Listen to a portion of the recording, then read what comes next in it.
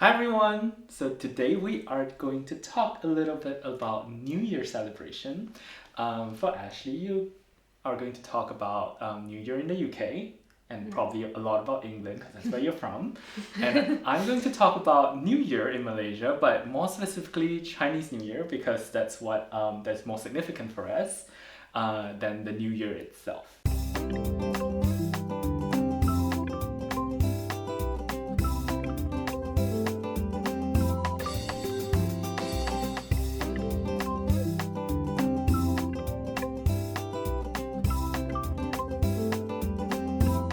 Okay, first question. What do you do on New Year's Eve? So, New Year's Eve is not a public holiday, so people actually go to work still. But in the evening, this is when we gather in family or friends, and we either have house parties, or you go to the pub, or you go to a club, or you go to the outdoor events that are happening all over the country. And yeah, we just celebrate New Year's. Nice. So, like I said before, in Malaysia we celebrate so many different New Years. But the Gregorian New Year, so the one that we celebrate with the world, New Year's Eve. Actually, I don't remember if it's a holiday. Let me know, Malaysians, because I've been out of Malaysia for quite some time. But we do go to malls, and we eat something at the night, and then we wait until midnight, basically, where the real celebration begins. But we have two kinds of celebrations. One is that the stay-home one, because there are all kinds of concerts that happens in the New Year's Eve that goes down to the countdown concerts. And then you either watch it with your family at home or you're out with your friends in malls. In malls? Yes. Okay, interesting. Yes, but for Chinese New Year, however, that's a whole different story. Chinese New Year, you definitely, or Lunar New Year, you definitely spend it with your family. So it's expected that on the eve, you have a reunion dinner with your family. Most of the time, we do it with our extended family, which means the whole of, because it's a very paternalistic society. So we go to my dad's hometown and the whole family, like all more than 10, uncles and aunts are all going to be there with all of my cousins and everything. We're going to have like a huge reunion dinner together. Wow. Yes. And that sounds intense. It is quite intense. Really, it's like we are our own party, basically. Sounds fun. Yes. What do you eat and drink? Well, I'll go first because ours is quite simple. Okay. Like, food is not really a big thing for New Year's. Obviously, like most our celebrations and everything, it focuses on drinking. So, drink is more important, but it's anything you want. But at midnight, we tend to have something bubbly, so champagne, prosecco, to be fancy and celebrate the New Year in style. Okay. What about the kids? The kids don't drink champagne. If you go out for the outdoor festivals, then you get like the food that you get from like food stalls and things. Yeah. I mean, some people go out for dinner, but it depends on who you are. But in general, it's more about the partying.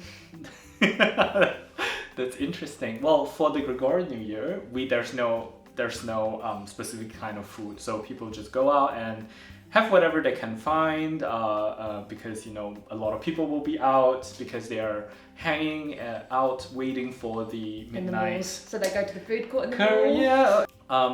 But for the Chinese New Year, however, I mean, I guess food is very important. yes, being Asian, food is like the most important thing, and Especially for you. especially for and yes, me too. But you see, for the Asians, that's always a lot of meaning in the food, So like we have things like fish, because the Chinese word for fish, yu, sounds like to have surplus for the next year, yu.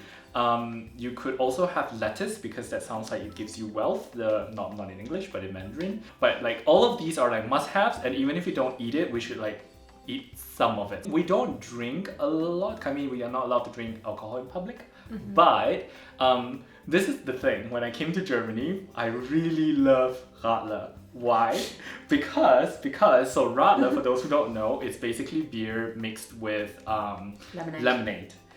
We actually have something similar in Malaysia, just that the alcohol content is really low, like 1%. Less than that. Yeah. I love that we call it shandy. That's what our name for Radler is. Really? We call it shandy. Yes, but ours is like the But it's not a branded name, it's just what it is. Oh, okay. It's the kids version for us, but I loved it. And when I came here and I tried Radler, I was like, that is this grown-up shandy.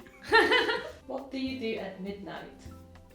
You want to go? Sure. So for the Gregorian New Year, at midnight, we would all, if we were in a shopping mall when I was younger, we would then go to the rooftop of the shopping center, and that's when they will have fireworks, a lot of fireworks. So where I lived in Kuala Lumpur, we had a lot of shopping malls.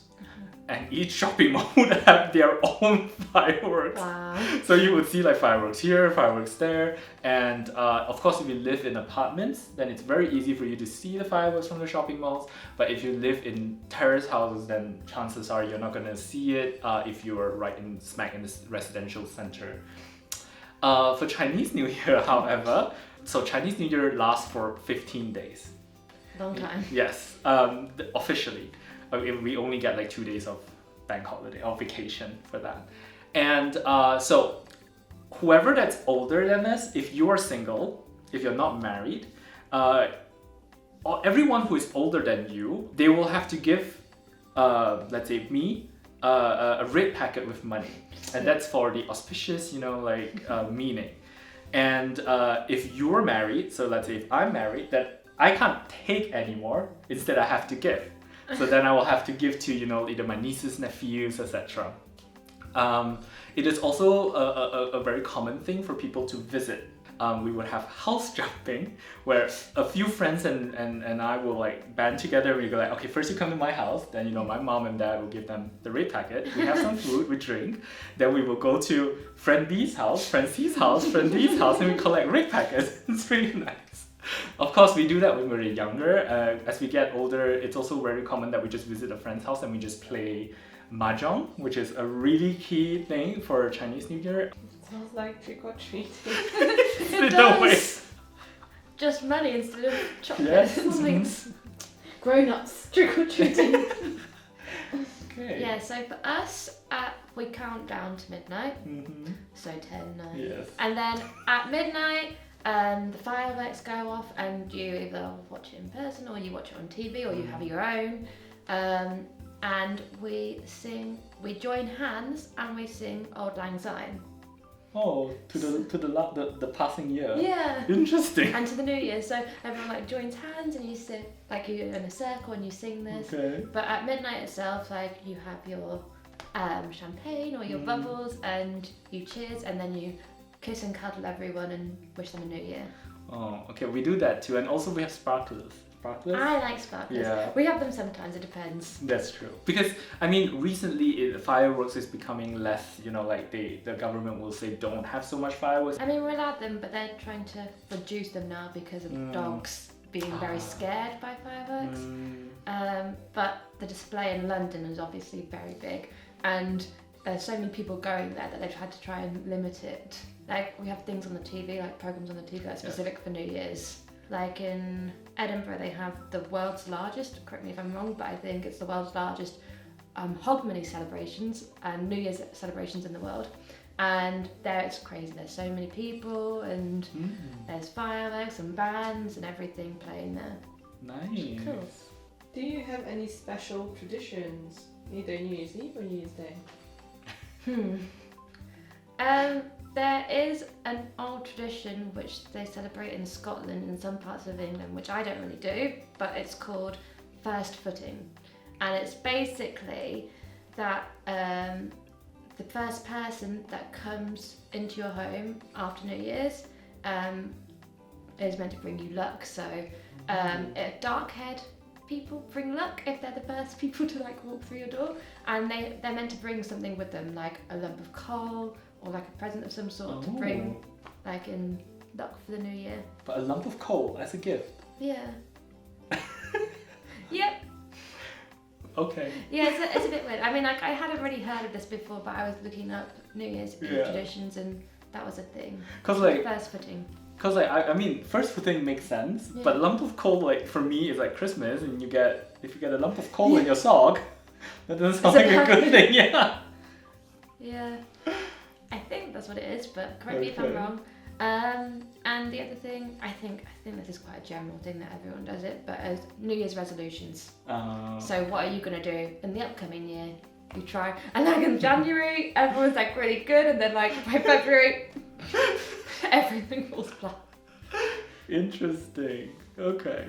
Well, for the Gregorian New Year, I honestly cannot think of any like traditions that we do, because technically my family don't really celebrate Gregorian New Year. The big thing for us is always the Chinese New Year. So for the Chinese New Year, this is like mountains high. I can give you some like no sweeping the floor, because sweeping the floor is like you're sweeping your luck away. You're supposed to wear red because red is an auspicious color. You should wear new clothes at least for the first couple of days of New Year, and so on and so forth. Like I could go on and on. I think you have a lot. Yeah, like a lot. But one of the things that I find, I guess you can't call it a tradition, but it's a common thing that everybody does, is that in everyone's home, there would be this box of sweetie snacks, kind of treats, which is usually used to be served to like guests when they come to visit. And these are usually dried fruit of sorts. It could be dried prunes, or sweetened or sour, or like sour, what do you call that? The sour plum kind of thing. The other thing that's always there is like pork jerky. It's like flat ba gua, we call it. So it's basically like jerky, but it's super flat in a cube or square. And it's like the best. It's like I really missed that one. And the first couple of years I was here, a friend came over, and I was like, "Can you bring some bako?" Because I really want to eat it. That's as far as I can think about. And if you think about anything at all, you should really definitely comment down below. Yeah, I think I have like done things in the past. I like to travel for New Year's, but I mean, obviously at the moment that's not really very easy. But no, I've done Hogmanay in Edinburgh, and I've been to Dublin for New Year's. Wow. It's fun, everyone's celebrating and everyone is out and about, and it's a good time.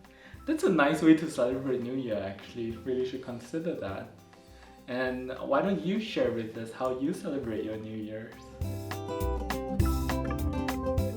What do we want? More subscribers! When do we want it? Now! How are we going to get it? Click the subscribe button! And don't forget the bell!